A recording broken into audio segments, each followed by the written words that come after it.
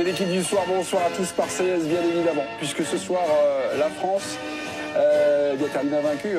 Son tournoi, sa tournée du novembre, 37 à 23 contre les Argentins. On a annoncé un tracteur, finalement, cette partie a été plutôt tranquille pour les Bleus. Et on va vous présenter tout le monde, ce casting, pour débriefer le rugby. Yann Chabna, bonsoir. Bonsoir bébé. J'ai vu vos débuts sur YouTube, bravo. Voilà. Ouais, c'est gentil. Non,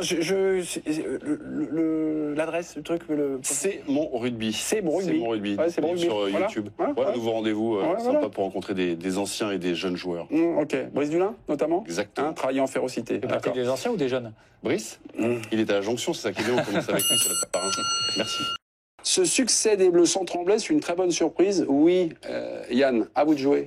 Oui, c'est une très bonne surprise parce que d'un point de vue purement français, eh bien les Français confirment leur bonne forme actuelle avec cette série de 3 victoires. C'est jamais anodin de gagner 3 matchs consécutifs, surtout quand au milieu vous avez les Blacks et ensuite les Argentins qui sont tout proches du niveau des Français.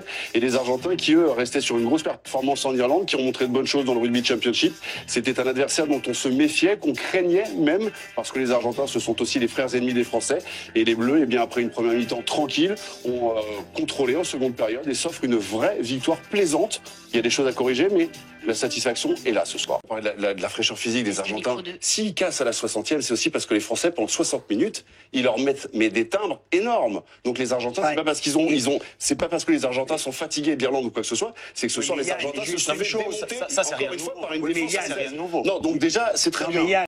Il y a une marge de progression qui est énorme, il y a des choses qui vont pas. Mais ce soir. Non, mais la marge de progression, je suis d'accord avec toi. Bah voilà, donc on va enrichir. Et puis, tu sais mieux que moi comment ça se passe. On construit une équipe avec une grosse défense, avec des repères collectifs, avec une vraie identité sur le combat, sur les valeurs. Et puis après, on enrichit. Après, ce sont les joueurs qui font les différences. Cette équipe de France, pour moi, ce soir, me donne beaucoup de garanties par rapport à cette capacité d'évolution et de progression. Ah non, franchement.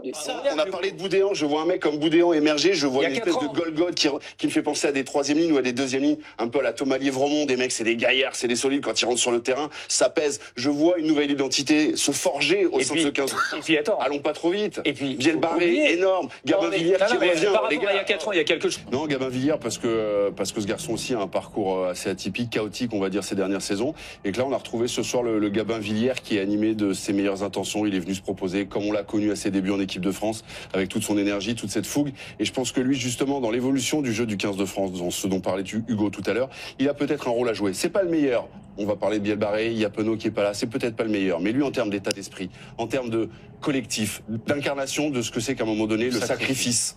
On le dit au même moment, forcément. Là, merci Hugo. Et ça vous connaît le sacrifice dans la vie. Ça dépend des occasions, on va dire. Ça dépend des occasions. Non, mais voilà, ce que je veux dire, c'est que ce retour de Gabin Villiers, à la fois pour lui et pour l'équipe de France, c'est une très bonne nouvelle.